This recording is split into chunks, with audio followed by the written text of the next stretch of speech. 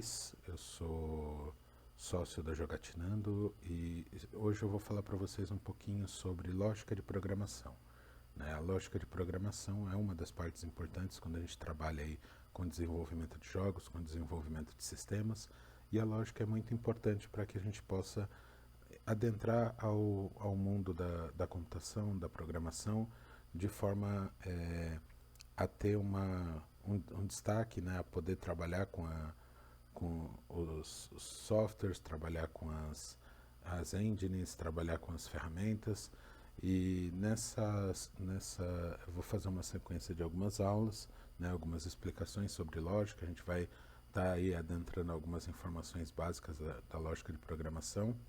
Dentro dessas questões de lógica, né, que a gente vai estar abordando, a gente vai estar vendo aí vários tipos de informação, vários tipos de lógica e coisas que vão agregar, né, um pouco aí de conhecimento, né?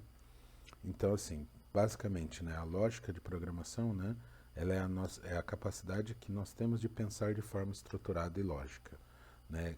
Através disso, a gente vai estar tentando resolver um problema e para resolver esse problema nós vamos criar algoritmos. Os algoritmos, eles são uma parte importante aí do desenvolvimento da lógica, né, que eles vão ser estruturas que vão nos dar um norte para que possamos chegar ao fim, né, e resolver um determinado problema. Então, a lógica de programação, né, a gente vai ter ela aí como uma ferramenta, né, na sua essência, né, ela serve como uma ferramenta para nós decompormos um problema complexo em partes menores e assim podemos, através de algumas estruturas que nós vamos estar vendo aqui no decorrer das aulas, né? Eu não sei se vai ser uma, se vão ser mais aulas aí que vão estar abordando esse tema, e para que a gente possa trabalhar com essa parte, né, com a lógica, nós precisamos entender o raciocínio lógico, né, a forma como estruturar um pensamento, estruturar uma ideia, para que possamos aí estar trabalhando e firmando a lógica, e ajudando e desenvolvendo. A lógica, né, de programação, ela é uma variação da lógica, né, do pensamento lógico, que também é importante conhecer, porque o raciocínio lógico vai ajudar a gente aí a desenvolver várias questões aí do dia a dia, várias perguntas que são feitas, né? Existe algumas, para quem está procurando emprego, né? Existem alguns testes que fazem de lógica, né? Que muitas vezes parece que não faz muito sentido, mas na verdade ele está querendo testar o seu raciocínio lógico, como tentar entender como o seu cérebro funciona, como o seu cérebro trabalha um pouquinho, e isso é uma coisa que com o tempo você acaba se aprimorando, né?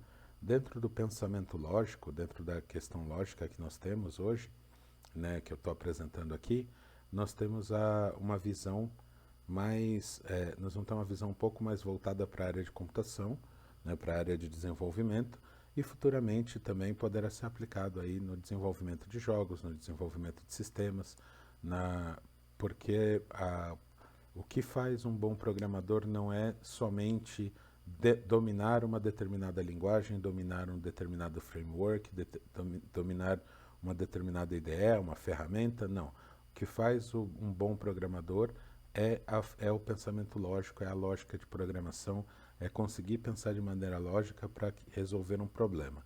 É saber decompor um problema em partes menores e através dessa decomposição a gente poder criar aí e desenvolver, né, novas formas de trabalho, novas tecnologias, e também podemos estar trazendo aí novas soluções aí para o nosso dia a dia.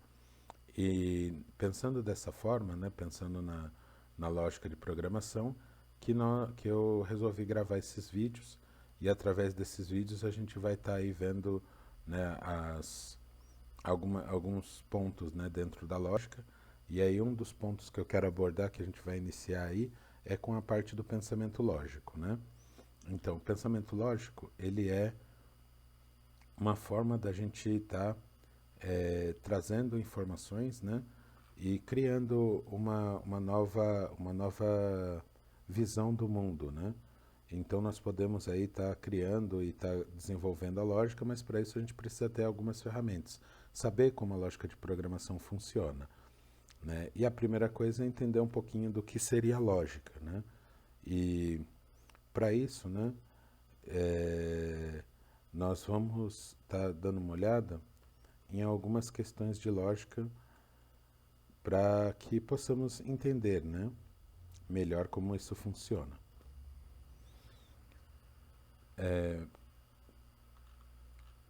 O, então vamos lá, né? Primeira, uma questão, né, que nós podemos pegar aí de lógica, né, que existem vários, né, diversas formas, né, diversos problemas de lógica que nós podemos fazer, né, que nós podemos pensar e cada vez que nós temos algumas premissas, né, de raciocínio lógico, uma delas, né, que nós temos, né, um problema interessante é pensar como a gente pensa no raciocínio lógico, né? Então, o raciocínio lógico, né, ele vai te propor uma questão, uma informação e você vai, através dele, né, através de algumas premissas, sair com alguma conclusão, né? Então, nós temos, por exemplo, eu vou colocar aqui para vocês uma premissa de que todos os gatos são animais. Ok? Isso seria uma premissa. Todos os gatos são animais. E nós temos algumas questões que a gente pode ponderar em cima disso. Então, por exemplo, animais têm pelo, certo? Logo, todos os gatos têm pelos. É uma preposição e ela está ligada à preposição inicial de que todos os gatos são animais.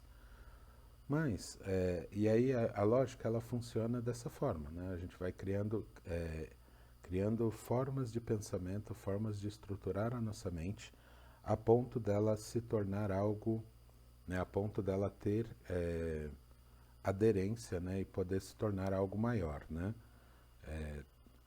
Podemos pensar também, por exemplo, animais, vou criar uma nova premissa de que animais têm cabeça, certo? Essa é a minha premissa. Aí se eu falar, eu sei que animais têm cabeça. Gatos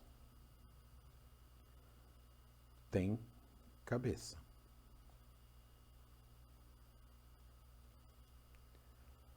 Logo, gatos são animais.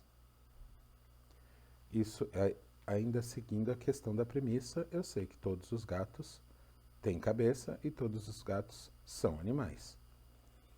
Mas a lógica também vai encontrar algumas barreiras, né? Algumas coisas. Então, por exemplo, um cachorro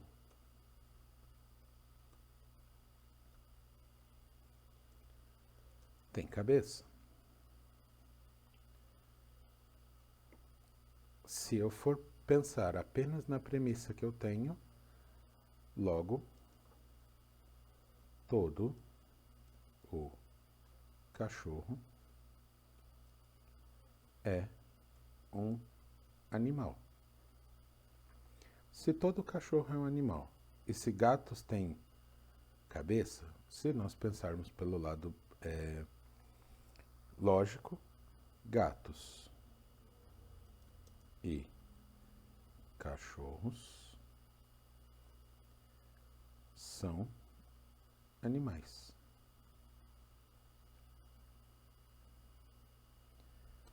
E nós temos aqui as premissas da lógica, né, do pensamento lógico.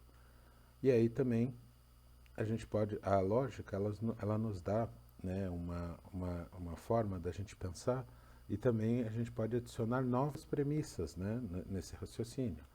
Então, eu posso colocar que eu posso fazer uma alteração da minha premissa inicial em colocar aqui, ó. Nós temos aqui, né? Animais têm cabeça, gatos são animais, gatos e cachorros são animais, mas eu vou ter uma nova premissa de que não, gatos miam e cachorros latem. Logo, gatos não são cachorros. Isso daqui eu estou adicionando uma nova perspectiva à nossa premissa. Então eu sei que gatos miam e cachorros latem. Logo, gatos não são cachorros. Mas, e aí eu posso dizer que todos os animais, todos os gatos e cachorros são animais, mas somente cachorros latem. Então, isso daqui também está dentro do raciocínio lógico. O raciocínio lógico pode ser usado para várias coisas, não só para desenvolvimento de sistemas, de programas, mas também para resolução de alguns tipos de perguntas, né? A gente algumas vezes você já deve ter se dado conta de ter visto alguma pergunta parecida, né? Então eu vou pôr aqui para vocês verem uma sequência, né? Uma ideia de perguntas de lógica, né? Por exemplo, né, nós temos um exercício aqui de lógica que é muito comum também aparecer em alguns concursos, testes de emprego, onde a pessoa fala, complete a sequência X. Então nós temos ali 2, 4, 8, 16. Qual que é a sequência lógica, né? Como você vai descobrir qual que é essa sequência lógica? Se você tentar, né, bater no olho, você já percebe qual que seria o próximo valor aqui, né? Ele está, né, é uma sequência simples, ele está dobrando, né, do 2 para o 4, do 4 para o 8, do 8 para o 16. Então aqui seria, no final, seria 32 aqui, né, nesse final seriam 32. Mas e quando isso daí não é verdade, né? Quando essa lógica não funciona? É onde a gente vai começar a trabalhar com o algoritmo. A gente vai tentar entender qual que é a forma de resolver esse problema.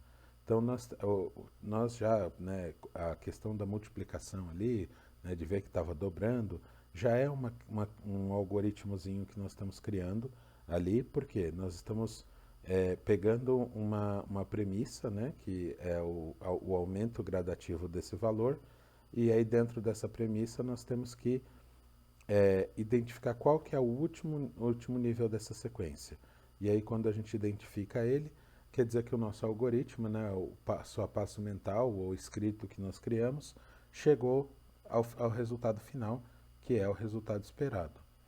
Né? E nesse caminho é que nós temos aí o desenvolvimento da lógica de programação, onde os algoritmos dentro dos sistemas, dentro das interfaces, eles vão ser feitos, né, vão ser criados para que nós possamos integrar esse algoritmo a um problema e podemos resolver esse algoritmo, né, resolver esse problema.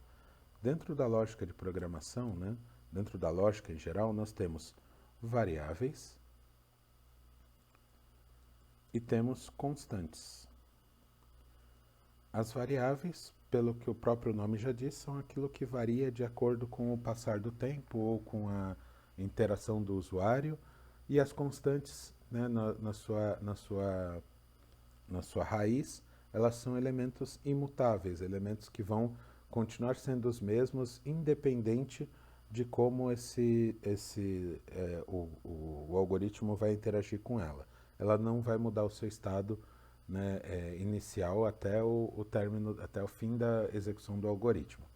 Existem alguns softwares, algumas frameworks que trabalham constantes de formas diferentes, mas, né, no conceito geral de constante, ela é algo que ela não vai mudar. Né? Ela vai mudar, para ela mudar precisa ter uma ação mais incisiva, mais direta, né? Mais pesada, para que ela sofra alguma mudança antes do fim da execução do algoritmo. Fora isso, sempre que você vê variáveis, você tem que pensar que as variáveis vão ser coisas que vão mudar com o tempo.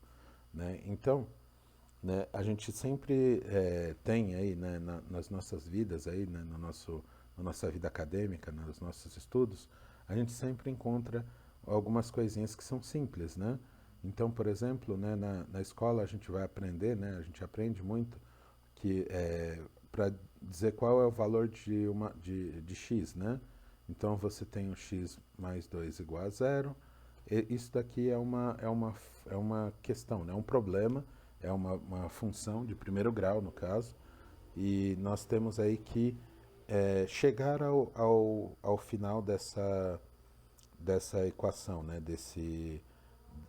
E chegar à conclusão final e conseguir fazer com que esse problema seja resolvido.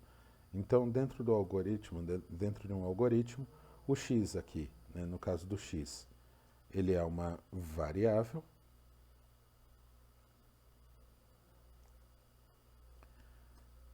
E nós vamos ter o 2, que vai ser uma constante, que ele é um valor que ele não está mudando nessa equação. Ele vai ser sempre, no caso da equação x mais 2 igual a zero, o x sempre vai ser constante. Ele não vai ter variação.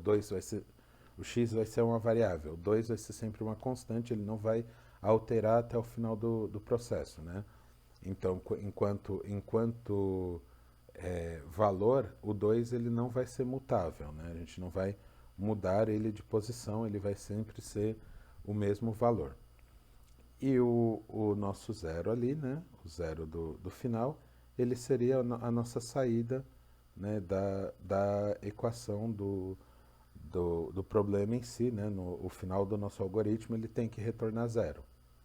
Então, para que essa função seja real, ela teria que ser a saída no final do processo, né, no final do algoritmo que a gente desenvolver, ele vai ter que chegar no zero, e aí sendo zero, ele vai ser atribuído lá como resultado e vai ser retornado para a gente que essa função, né, que essa equação foi resolvida e ela chegou no resultado esperado. Isso vale para qualquer desenvolvimento. Então, sempre que a gente desenvolve, a gente vai ter essa questão das variáveis, das constantes. Dentro ainda da lógica de programação, nós temos além das variáveis, nós vamos ter as funções, que são, as funções são o quê? São partes do nosso desenvolvimento, são estruturas que vão agregar vão agregar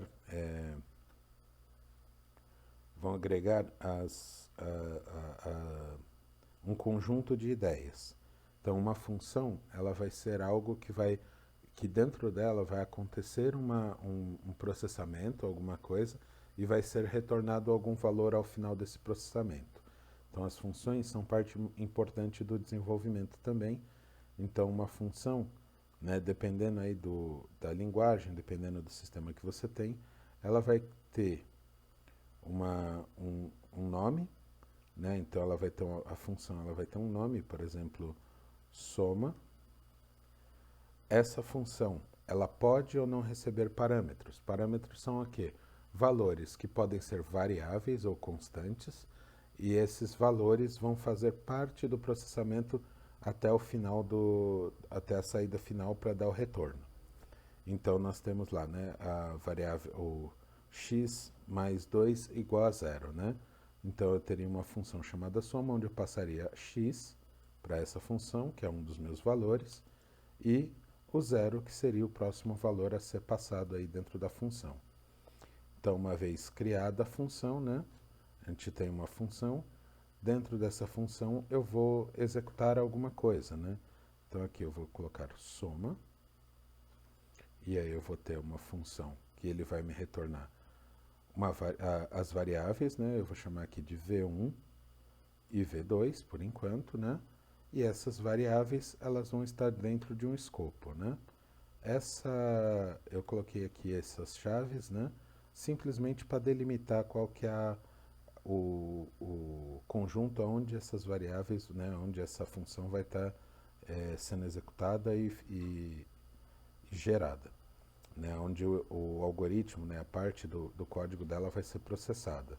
Então, V1 e V2 vão ser as nossas variáveis, e aí eu vou ter um retorno, né? De acordo com a linguagem que você vai ter, que você vai usar, você pode ter funções que vão te dar um retorno. O retorno ele pode ser de qualquer tipo, tá? Ele pode ser um texto, pode ser uma imagem, pode ser o que for, dependendo do tipo de sistema que você está desenvolvendo, do tipo de condição que você está fazendo, tá? Dentro ainda desse universo da gente pensar aí, né, da gente criar. Além das variáveis, nós vamos ter aqui também, né, nós vamos ter, além das variáveis e das funções, nós vamos ter algumas estruturas, tá? Essas estruturas são as condicionais, que é a estrutura condicional mais utilizada dentro de sistemas, são o if, né, que é as condicionais, né, uma função condicional. Então nós temos o if, que ele é o que, né?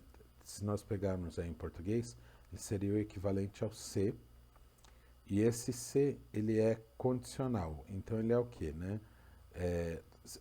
O if, né, o se, você vai estar fazendo uma verificação, é uma estrutura que a gente vai usar para verificar algo para a gente. Então aqui dentro da nossa função aqui em cima que a gente tinha criado, se eu for atribuir, vou colocar um if aqui dentro.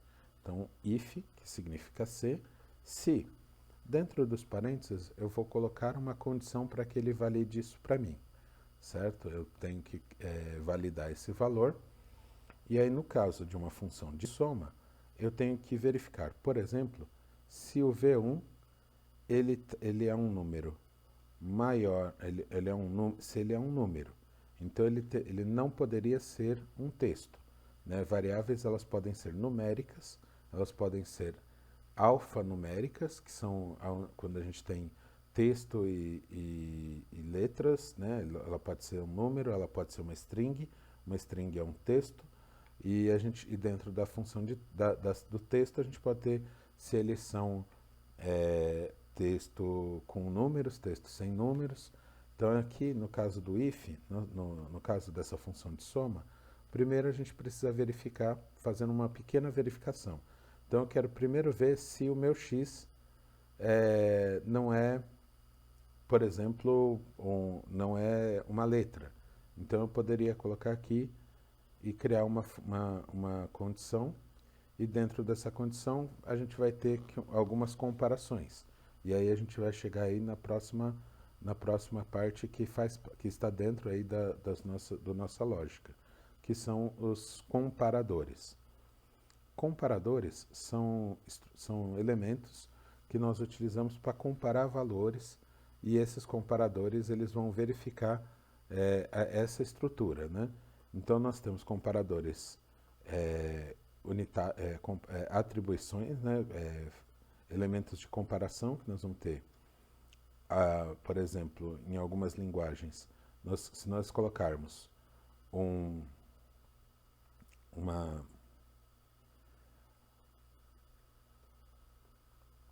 nós temos aqui, né? Por exemplo, eu quero ver se o A é igual a A. Na escrita tradicional, né? no que a gente está acostumado, se a gente colocar só A é igual a A, na programação ela não funciona bem assim. O igual, dentro de programação, ele não é uma estrutura de comparação, tá? Ele está atribuindo um valor a alguém. Então, para diferenciar a atribuição de valor do comparador, normalmente nós vamos ter, no caso de saber se é um elemento igual ao outro, eu teria que colocar 2 iguais. Então eu estaria falando para o meu sistema, para a minha lógica aqui, este A é literalmente igual a este A. Então se se eu colocasse essa estrutura para passar num algoritmo, o retorno deste cara aqui, o retorno aqui, seria verdadeiro. Verdadeiro, né? Ou, no caso de programação, true. Se eu colocasse um B e falasse para ele que era igual ao A, em se tratando daqui da gente está apenas comparando as letras, tá? Não são variáveis, são letras nesse caso. Eu teria um retorno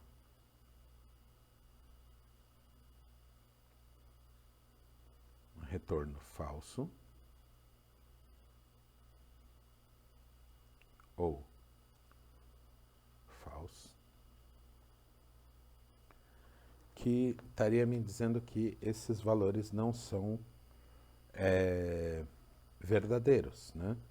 Eu também tenho outra estrutura de comparação. Eu vou ter para alguns códigos, nós vamos ter desta forma, né, em algumas estruturas, né, alguns softwares, algumas linguagens, e aí também essa é uma das poucas coisas que a gente vai ter de diferente, né? Nós vamos ter um comparador nesse modelo, mas também ele pode ser apresentado neste formato.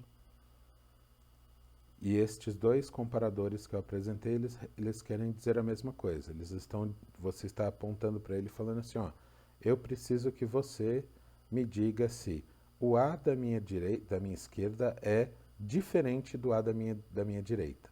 Então nós estamos olhando aí um comparador negativo. Então ele está falando para você, ó, eu quero que você me diga que o A de um lado ele é diferente do outro. No caso deste tipo de comparador, né, desta comparação, o retorno vai ser falso. Por que o retorno vai ser falso nesse caso? Porque o A não é diferente do A. O A é igual ao A. Então, neste caso, eu teria que, se eu fizesse a mesma comparação que fizemos anteriormente, do A com o B, e nos dois elementos, né? O retorno neste caso seria verdadeiro,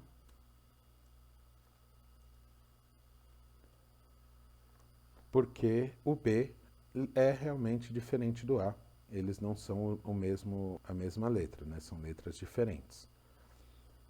E esses comparadores também, nós temos alguns outros comparadores que a gente pode utilizar, que você também já deve ter visto aí nas aulas de matemática, se você tiver aí, né, já a partir da quinta série, né, do ensino fundamental, você já deve ter visto esse tipo de comparador, que é o maior.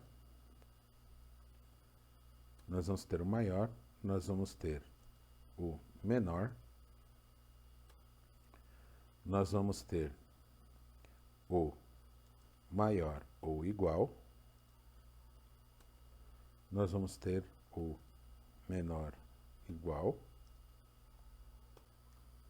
Então, se nós pegarmos aí, né, essa estrutura de comparação que foi colocada ali em cima, né, eu tenho A maior que B, B menor que A maior ou igual a B e B menor ou igual a A. Nós vamos estar trabalhando aí com essa estrutura de comparação. Então, se eu colocar que o A for igual a 10 e o B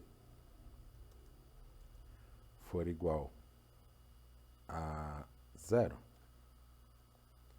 então nós teríamos que ali na primeira tentativa, o A maior que B. Então, o A é maior que B, o primeiro seria verdadeiro. Aí vamos para o segundo. O B é menor que o A. O B é 0, o A é 10. Então, aqui também seria verdadeiro. Nós temos também o A maior ou igual ao B. O A ele é maior que o B. Então, ele maior que o B, né? O A é 10, o B é 0, então ele é maior que o B, ele vai ser verdadeiro. Porque ele tem que ser, ao mesmo tempo, maior que o elemento ao qual ele está sendo comparado, mas ele também pode ser igual a este elemento. Então, quando você tem esses dois, ele continua sendo verdadeiro. E no caso do B, do A menor ou igual ao B, este aqui vai ser falso. Por quê? Porque o B ele é menor que o A. Então, para que essa condição fosse verdadeira, o A teria que ser zero, e aí os dois seriam iguais, né? Então ele estaria ali dentro, ou o A teria que ser menor que o B, mas ele não é, ele é maior, então ele torna essa condição falsa. Então essa é a estrutura de comparadores, né? Os comparadores que nós temos aí de, de lógica, né? Que a gente vai estar utilizando aí, alguns comparadores lógicos. Dentro da lógica também, nós temos algumas outras estruturas além da função que eu expliquei anteriormente. Né?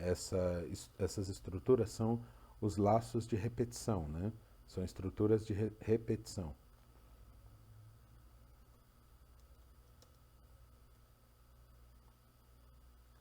Dentro das estruturas de repetição, nós vamos ter o for e as suas variações, tá? Então nós temos o for, o while, e nós vamos ter que são algumas formas de comparação, né? São alguns elementos de comparação, onde a gente vai estar trabalhando aí, que são laços de repetição, que eles servem para o quê? Para fazer com que uma determinada condição seja executada um número finito ou infinito de vezes dentro de uma lógica, né? Dentro de uma construção. Então, nós temos aqui, né, o for e o while, né? O for, ele é o enquanto, né? Seria aí o nosso equivalente a um enquanto. Então ele vai ter uma estrutura onde nós vamos passar uma variável inicial para ele, onde ele vai pegar essa variável inicial e ela pode iniciar em qualquer valor, né? Então vamos colocar ela aqui para iniciar de 0. Ela vai ter que repetir algumas vezes. Quantas vezes eu vou repetir? Quantas vezes eu quiser repetir ela. Então o nosso x ele tem que ser menor que um valor ou menor ou igual, tá? E aí ele vai executar algumas vezes. Então se eu puser aqui que esse for ele vai ser menor que 5, e aí eu vou falar para ele que o x ele vai aumentar o valor do x em 1 toda vez que ele for executar. Então ele o x vai ser igual a x mais 1, né? Ou apenas x mais 1, que é também uma forma mais reduzida de escrever. Então nesse caso aqui, né, ele vai iniciar, né, esse laço de repetição e ele vai executar esse laço uma quantidade de vezes igual ao valor entre o inicial e o final, né? E aí vem uma pequena condição aqui, né? Que é a parte dos comparadores. Então, se eu estou dizendo para ele que ele vai executar o x igual a 0 e o x tem que ser menor que 5, ele vai executar essa função. Então, na primeira passagem da função, ele vai ser 0. Na primeira vez que ele executa a função, o x, né, o x aqui, ele vai ser 0. Né? Aí o que a estrutura faz? Né? O laço de repetição, né, tudo que tiver aqui dentro desse elemento vai ser executado algumas vezes. Então ele vai executar essa função. Então, por exemplo, se eu colocasse aqui, né, eu vou colocar aqui um retorno, né, e aí também nós temos dentro das linguagens vários tipos de formas de você dar retornos para a estrutura, mas eu vou colocar só a palavra em português para facilitar um pouco o trabalho, né, para facilitar um pouco a compreensão. Então, retorno, e eu mando ele colocar o retorno x, né? Mais fácil ainda, ao invés de dar um retorno, eu vou mandar ele fazer eu vou mandar ele escrever na tela para mim o valor. Então, a maioria dos códigos, né, dos comandos de escrita, né, de funções, né, dentro de sistemas, nós vamos ter o print, echo, response.write, tem N informações. Nesse momento aqui eu vou usar o print como resposta, então ele estaria escrevendo na tela para mim. Então, o que ele faria para mim? Na hora que o laço de repetição, ele vai fazer o quê? Ele vai olhar, ele vai falar assim, ó, o x inicial é igual a 0. Então ele vai executar o x igual ele vai falar o x é igual a 0. Então ele vai vir aqui e vai perguntar, x, você é menor que 5? É menor que 5. Então ele vai continuar a execução do programa. Então se o x é menor que 5, ele vai fazer o que está aqui dentro da estrutura de repetição, que é escrever o 0 aqui na frente, né? Porque estou pedindo para ele escrever o valor do x, e depois ele vai ele vai finalizar a repetição. Quando ele finaliza, que ele executou essa função aqui embaixo, ele vai executar esse terceiro parâmetro aqui, que é o x mais 1. Quando ele faz isso, o x que antes era 0, ele passa a ser 1, porque eu peguei o valor do x e coloquei 1. Ele vai vir novamente aqui em cima, aonde o x era 0, agora o x passou a ser 1. Aí ele vai verificar a segunda etapa aqui. X é menor que 5? X é menor que 5. Então ele vai fazer o quê? Printar o valor do x. E ele vai executar isso, mas ele vai chegar no final, ele vai pegar o x, vai falar que agora o x é igual a 2. E aí ele vai executar novamente. Ele vai passar novamente, x igual a 3. X agora vai ser 4.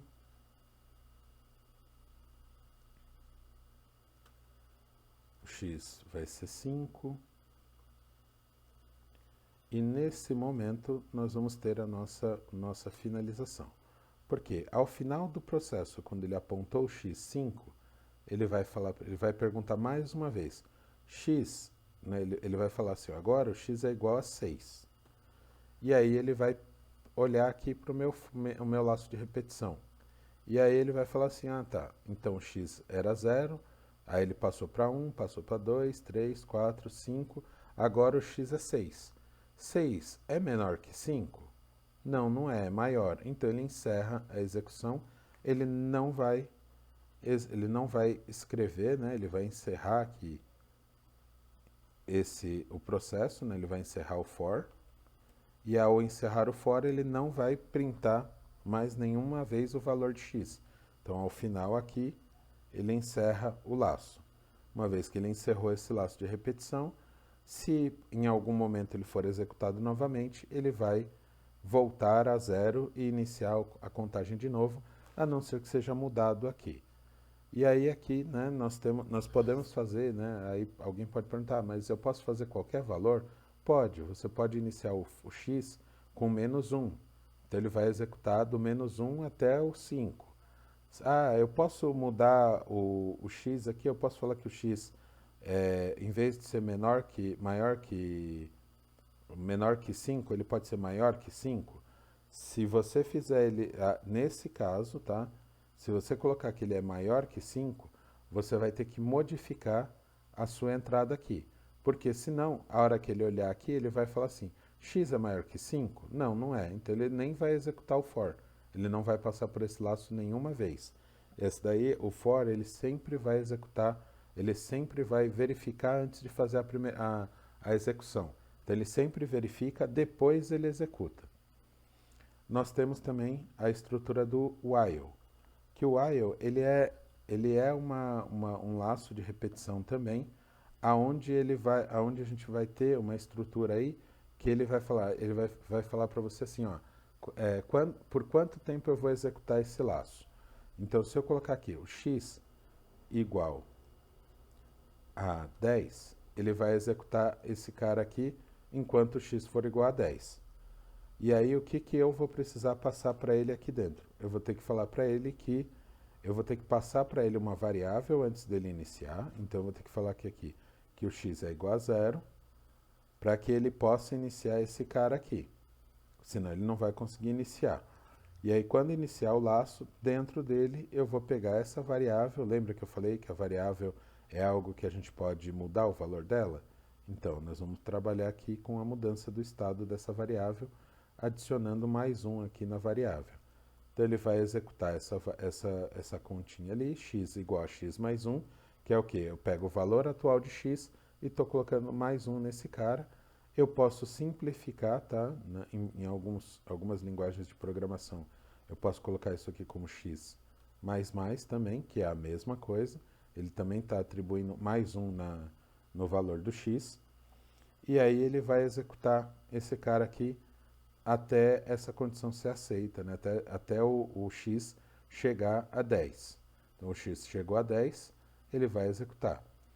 Nesse caso aqui, eu também posso colocar que o x vai ser menor que 10. Menor que 10. E aí ele vai executar esse x quantas vezes? 9 vezes. Porque o 9 é menor que 10, 10 já seria igual, ele sairia do laço. Né? E no caso desse daqui, temos que tomar um cuidado também, porque se eu colocar um valor do x, por exemplo, maior que 10, né? Enquanto o x for maior que 10, só que, por aqui, né? o x, enquanto o x for maior que 10, e eu colocar, ao invés de x mais 1, eu colocar x menos 1, o x vai começar como menos 1, menos 2, menos 3, e ele não vai parar de executar, ele vai virar um laço infinito. Então ele pode chegar a travar o seu computador, ou travar o sistema que você está trabalhando, então é importante saber essas condições. E dentro dos laços, existe um que também é utilizado, que é o do, que ele é utilizado com o while, né? Ele é combinado, né? Ele usa os dois, aonde eu vou ter o do, ele vai ser um pouquinho diferente do while e do for. Por quê? O while e o for, ele sempre vai executar, ele só vai executar se a condição for verdadeira no início do processo. Então, se o x aqui, que está iniciando, fosse já maior que 5, ou o valor aqui, né, a condição, fosse de saída, fosse verdadeira no começo, o for não vai executar. O do while, né, que é uma outra forma da gente trabalhar aí com o laço de repetição, ele já é um pouquinho diferente, né, ele sempre vai executar pelo menos uma vez antes de iniciar. Bom, eu acho que é isso por enquanto, né? No próximo vídeo eu vou estar falando, vou voltar aqui na questão da soma, né? Da fórmula, né? Das funções, e aí a gente vai ver como construir uma função, e eu vou trazer para vocês também um scriptzinho que a gente vai poder fazer aí, que você vai poder fazer também, para poder executar no seu computador aí e ver essas contas funcionando. A gente vai trabalhar aí um pouquinho com um JavaScriptzinho, que é uma linguagem de programação mais simples, que não precisa, o seu navegador vai ser capaz de executar, você não vai precisar ter uma estrutura grande para isso, né? Eu gostaria de pedir aí, né, para quem assistiu esse primeiro vídeo, né, se quiser acompanhar, a gente tem aqui no nosso canal algumas outras séries, né? Não esquecer de compartilhar, né, de comentar, né? A gente está iniciando aí esse processo. A gente tem algumas aulas de programação de jogos já que estão sendo feitas pelo meu sócio. A gente vai estar abordando várias tecnologias e também futuramente a gente também vai estar fazendo algumas gameplays de jogos, está ensinando você a desenvolver alguns jogozinhos simples, coisas que você pode fazer em casa, pode fazer para se divertir e quem sabe também, né, aprender um pouco aí coisas que podem ser utilizadas para ter um ganhozinho aí, um trabalho futuramente. Então, até a próxima aula. Muito obrigado por terem assistido. Não esqueçam de dar o like, de compartilhar o vídeo. Muito obrigado e tenham um bom dia.